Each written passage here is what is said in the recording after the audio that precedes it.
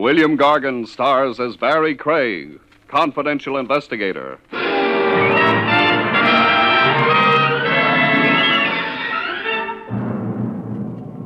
There's a place somewhere, folks, away from the hurly-burly, where everything is slow and easy, and you can sleep around the clock without being heckled. I could be referring to a cemetery.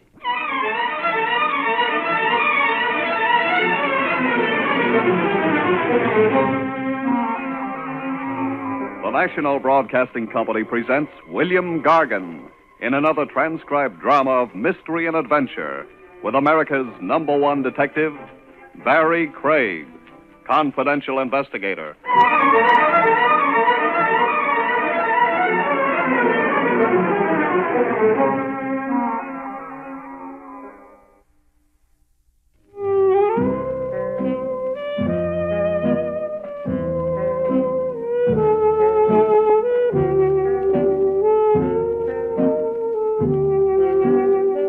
Barrie Craig speaking.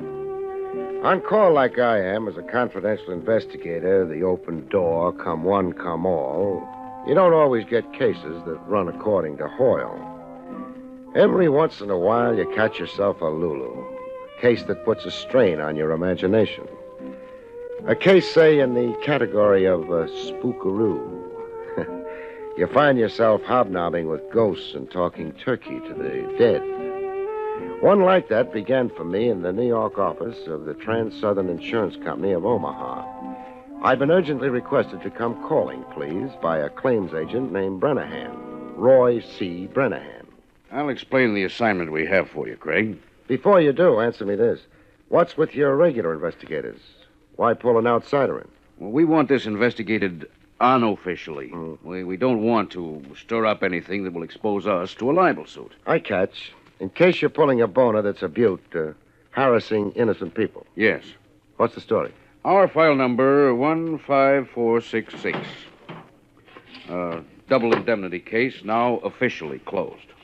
We paid out $50,000 to the widow of a subway accident victim named Remo Torch. This was 90 days ago. So? I'll now play you a recording I secretly made of an anonymous telephone call I was party to yesterday. Now, listen carefully, Craig. Hello. Hello, Mr. Roy Brennahan, please. This is Roy Brennahan speaking. I've got some information for you. Yes? Your company paid a $50,000 claim to a Mrs. Remo Torch 3 months ago. You remember it? Of course. Remo Torch fell to his death off a subway platform. What about it? The claim was a fraud. It wasn't Remo Torch who fell under a train. But his widow identified the body. The identification was false. Who are you? A friend. Goodbye. Mister, wait, don't hang up. Identify yourself, and there's a bonus. But my anonymous caller hung up, Craig, without identifying himself. I thought about it overnight, and today I called you in. Oh, it could be a crank call or an envious relative with a weird sense of humor. You must get 1,000 crackpot telephone calls. Yes, we do. We can't ignore them. Even if there's the smallest possibility of recovering a paid-out claim. Yeah, I've heard about insurance claims agents, the fanatical watchdogs you fellows get to be. You're hoping and praying I turn up a scheming widow and proof that a third party was pushed off that subway platform and the corpse palmed off on you as Remo Torch. Handle this delicately, as if we have nothing to do with it. Like it's a case of your own. I can't be too delicate about exhuming a body. I need to get a court order for that. So do you want to get yourself another boy? No, I'll stick with you, Craig. Or be stuck with me. 10%, Brennahan. Any monies I recover for good old Trans-Southern, earmark 10% for Barrie Craig.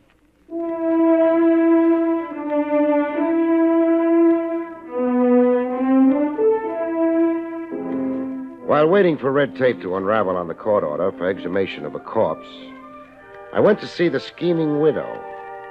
169 Seneca Street was her last known address. A street where the drunks outnumbered everybody else. I ran into a very curious development at 169 Seneca. No widow Torch. The janitor, who looked like his mind wandered, explained the widow's absence. Widow Torch is dead.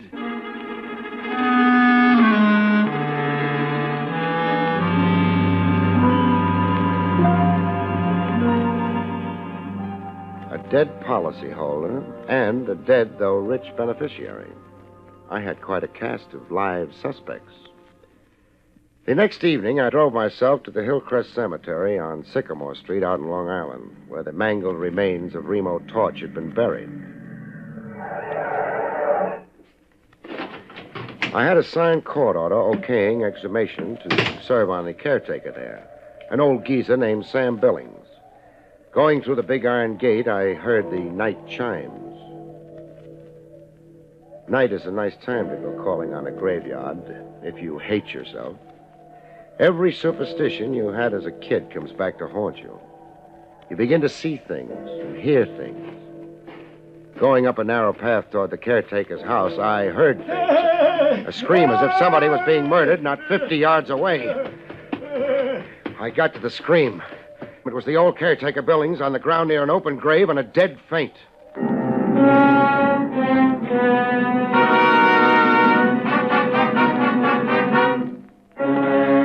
The caretaker came to, pop-eyed as if he'd seen the devil and clawing at me as if I was the devil. Quit it, Billings. No, go away. Keep choking me and I'll have to flatten you. I'm Barrie Craig, a confidential investigator, now concentrating on insurance. Now, if you can collect your wits, old man. You're an investigator? Who'd you think I was? Him. Him? Who? The reason dead. Makes sense, old man. I was making my rounds like every night when I heard a noise.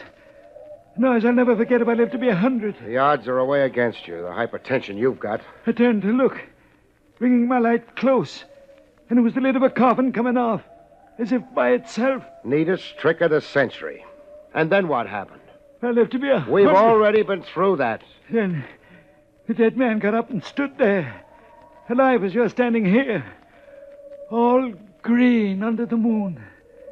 How does the rest of the hallucination go? I watched him go off, not making a sound, and walking in a funny little hop. And then... You screamed and fainted dead away. The next thing you knew, you had your fingernails in my neck. Now get your bearings and throw a light on that coffin. I want to have a look. See, the casket is empty. Empty it is. So a stiff came to, forced the lid open, turned green under the moon, and then went on the town. It's something to believe, but I saw it with my own eyes. With that 20/20 vision you don't have, did you also see who dug him up? Dug him up? That's what I asked, if you'll really open your eyes. 6 feet of dirt piled in 2 neat hills on both sides of the grave. See it? Yes. To get out from under, your stiff needed a muscular accomplice on the outside. Who was supposed to be buried in that grave? I can't make out the name on the tombstone. Torch. Remo Torch.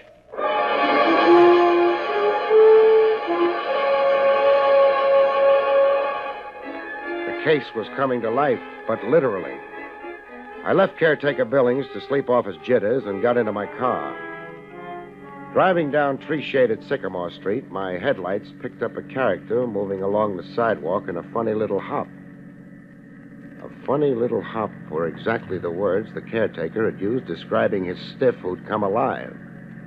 My man on the sidewalk was loping along like that, a kind of hop, skip, like a guy who had no control over his reflexes.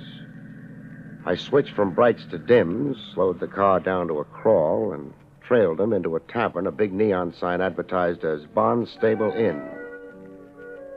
I went in after him. My man wasn't after eats or bottle goods. He was out to make a phone call. I watched him thumb through a directory, then get into a booth. As soon as it was safe, I eased into the adjourning booth to hear what I could hear. I must see you. At once, tonight.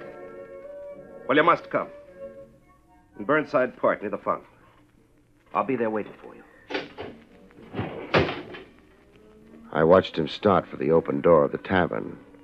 I checked the phone directory where he'd left it open and read off the name where his fingernail had left a line under it. Mrs. Verna Talbot, it said.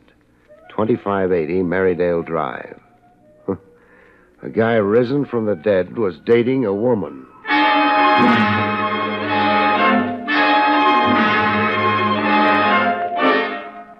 I was right there in Burnside Park in a grandstand seat behind a row of bushes when they met. My man was hanging off to his side as if he wasn't really meeting the woman, but ambushing her. I could hear her high heels clicking toward him. Hello, Mary. What? Mary? You're calling me Mary? Yes. You're not who you said you were on the telephone. No, I'm not. It was a ruse to get you to come. I'll come out of the shadows so you can see my face. Well, Your face is chalk. it's a dead face.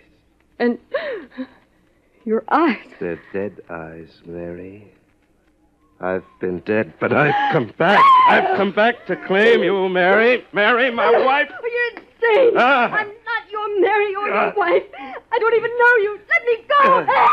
Help! He wasn't just claiming her, he was strangling her. I got busy. Let go of her, mister. Suppose we postpone introductions for later.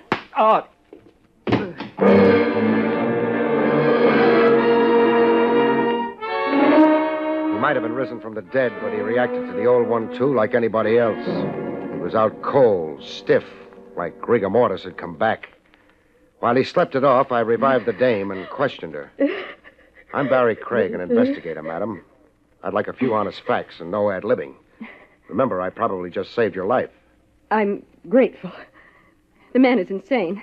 You acted as if you didn't know him. I never saw him before in my life.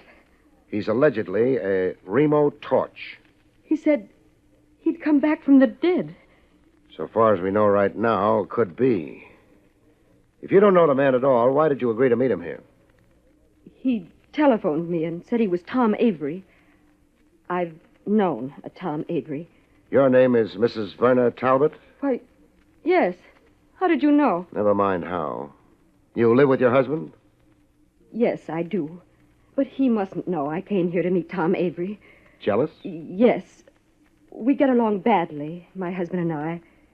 We're together, but we live separate lives. Oh, May I please go now? sure. I don't see why not.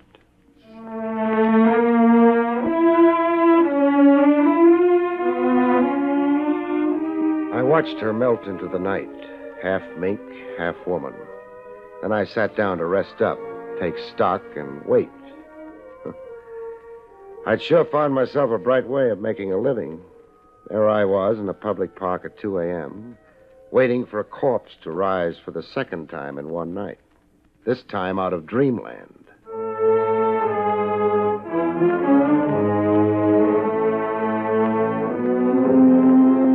Remo Torch, or whoever he really was, slowly came out of the dreamland I'd rocked him into.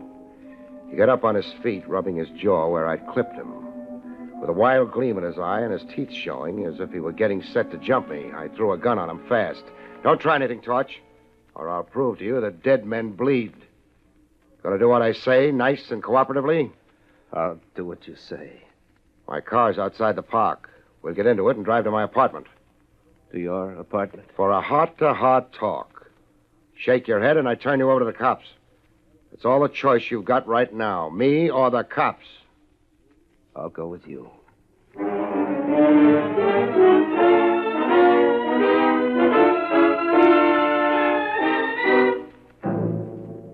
I got him home with me okay and put him to bed. When he fell asleep, I handcuffed him to the bed and tied his feet. Then I showered and waited for daylight and a good morning chat with Lieutenant Trav Rogers at Willie's Coffee Pot. I don't get half of what you told me, Craig. Half's enough to hold you for now. Feed ghost stories to little boys a spoonful at a time, an old teacher of mine used to say. Just you run down a few items I asked, huh, pal? You want me to find out when Mary Torch died? And who signed the death certificate, and where was she buried? Phone me the minute you know. Craig. Yeah? Being your blind helper, just how did I get so degraded? The coffee's my treat. Have yourself a second cup, chum.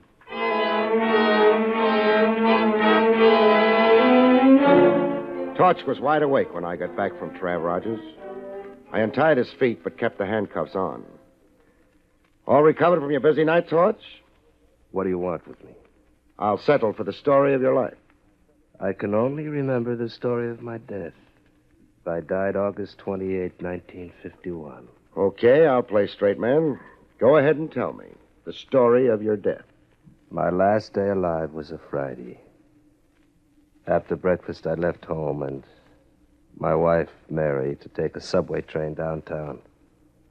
In the subway, the express platform was crowded, as it always was. But waiting for my train, I could feel one man closest to me. Why this one man? He went everywhere I went. What did he look like? Seeing him was like looking into a mirror and seeing myself. He resembled you? This man who was always behind me was a man with my face. Oh, go on. He was behind me, this man with my face. A train was coming in.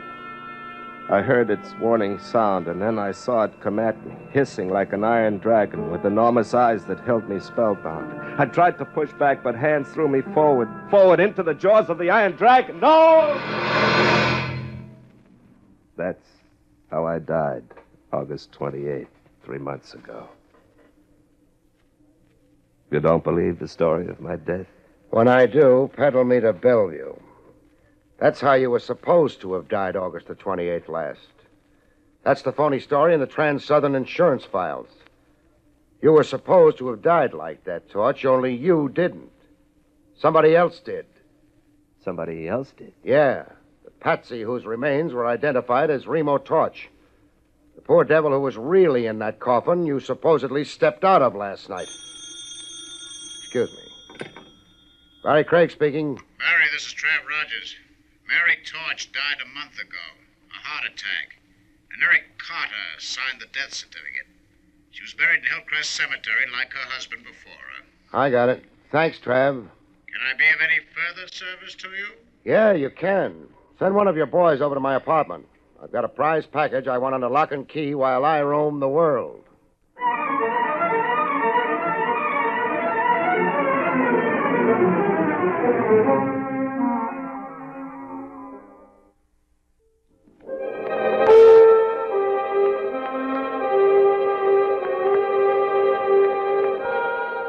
I had the graveyard habit. There I was again at Hillcrest Cemetery, waving another court order at old caretaker Billings. This time with the name Mary Torch spelled out on it. Old Billings read the court order, sneaking a little foolish grin at me as he read. Is to be an order, Mr. Craig? Can you round up a couple of diggers right away? They can build Trans-Southern for the labor. It's easy to do. For a guy hoodooed by the risen dead last night, you're looking mighty cheerful today. I'll bet a tombstone you solved the mystery of the empty coffin for yourself. You're a discerning man, Mr. Craig. You found a body somewhere. The body the real Remo Torch sneaked out of that coffin before he got into it. In time for you to come along and get an eyeful. I'm right, huh? You're right. And I'm a foolish old man. Where'd you find the body that was buried as Remo Torch? Not 20 feet from where we're standing. Show me. Right here, by those flower beds it was. Buried shallow. Flowers had been tramped on, and I went to investigate. I saw the dirt had been turned over fresh, and then I noticed a foot. A foot sticking... Cut. Leave something to my imagination. Now go round up those diggers.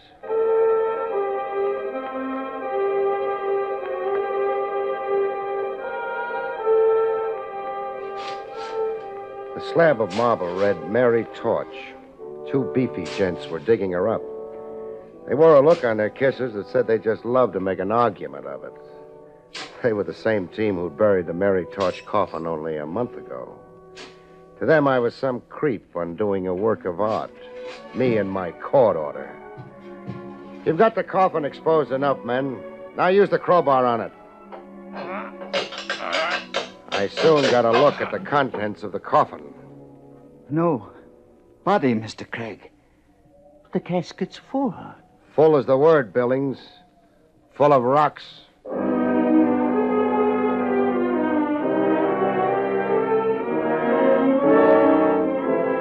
The answer to the rocks was obvious.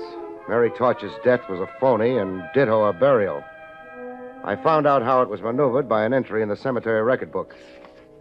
It's the name of the undertaker you want? Or whoever supervised the so-called burial. Here it is. Mary Torch. And Eric Carter supervised the burial. Does the name mean something to you? Does it? Eric Carter's the same joker who also signed the phony medical certificate.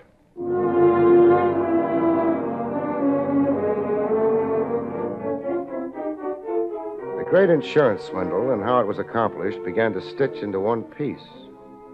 I had almost all the answers, enough answers anyhow, to parlay into a climax. Only somebody was working his own idea of a climax to Barrie Craig. I'd left Hillcrest through the big iron gates for the drive back to Manhattan. I switched on the ignition. Good thing the cemetery was convenient. It took all the fuss and bother out of my burial. Oh!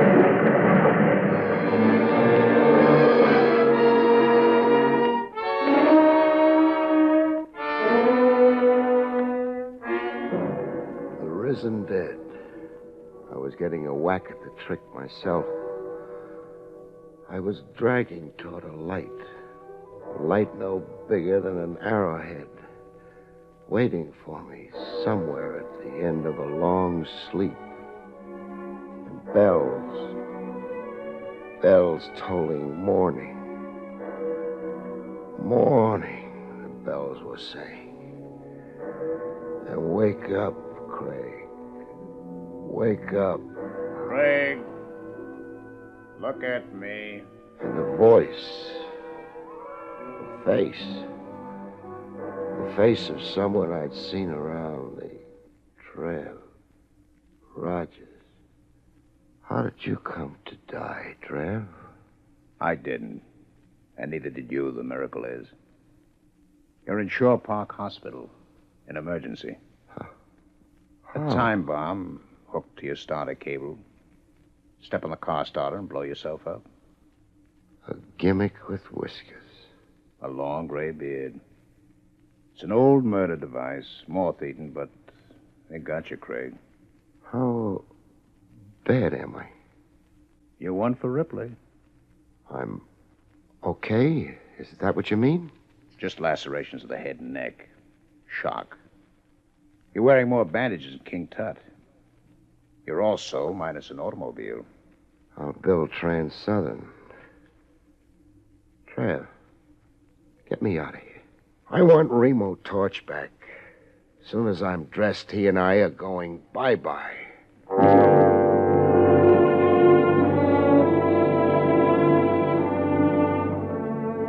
I taxied Remo Torch across town to an address in my little black book, 2580 Meridale Drive. I'm reuniting you with the lady you made a scene over last night, Torch. Yes, you. Us. May we come in? But, You remember Remo Torch? well, yes, of course. After last night, could I forget? I guess not. Especially since he only tried to strangle you. It'd be even harder to forget him if you were his wife. His wife. I'm Verna Talbot. My husband is George Talbot, a manufacturer's representative. Hooray for employment. Is your husband around? Yes. Introduce him to us.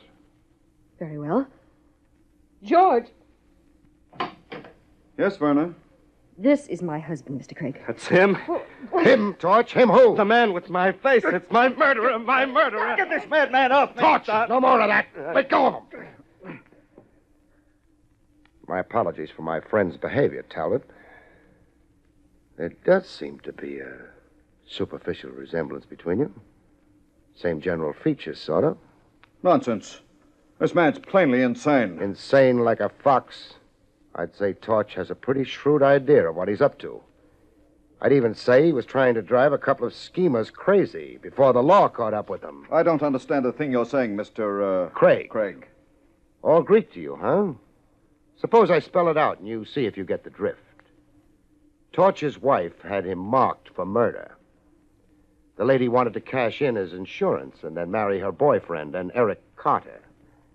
The boyfriend began following poor Torch around, waiting for a chance to knock him off. But Torch caught on to what was cooking and figured out a way of outsmarting the schemers. Drop the insanity pose, Torch, and tell them how you did it.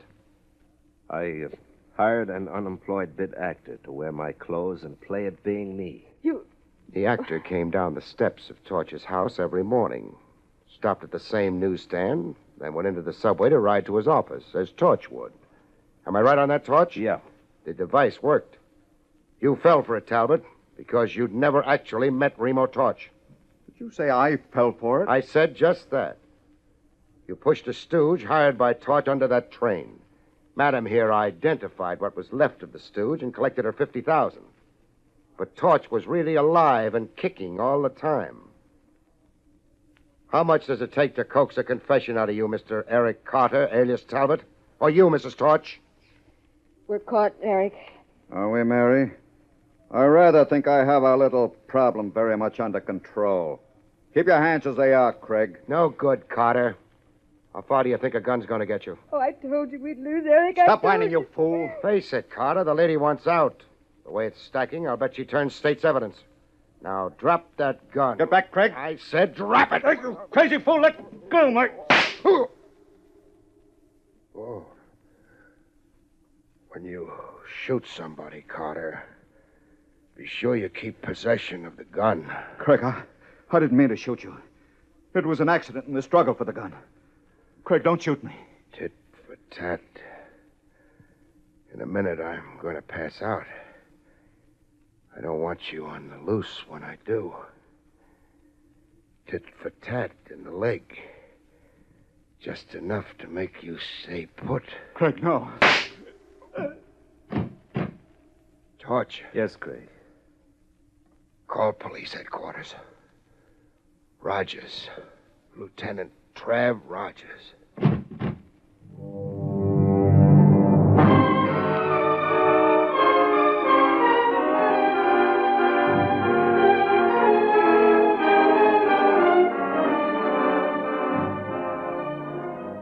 Wake up from a long sleep, and there's the same face in front of you, like a pin-up on a wall.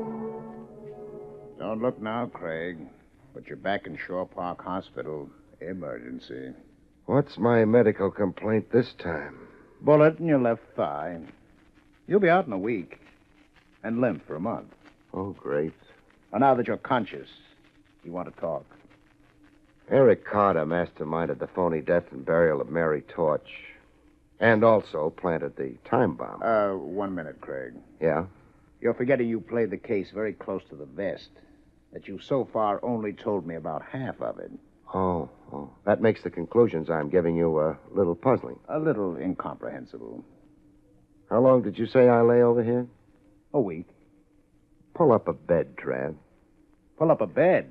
I got a long story to tell you. As the conscientious officer of the law, I know you want to hear it. Weak as I feel, and long as the story is, I figure it will take about a week to tell. Good night, folks. See you next week.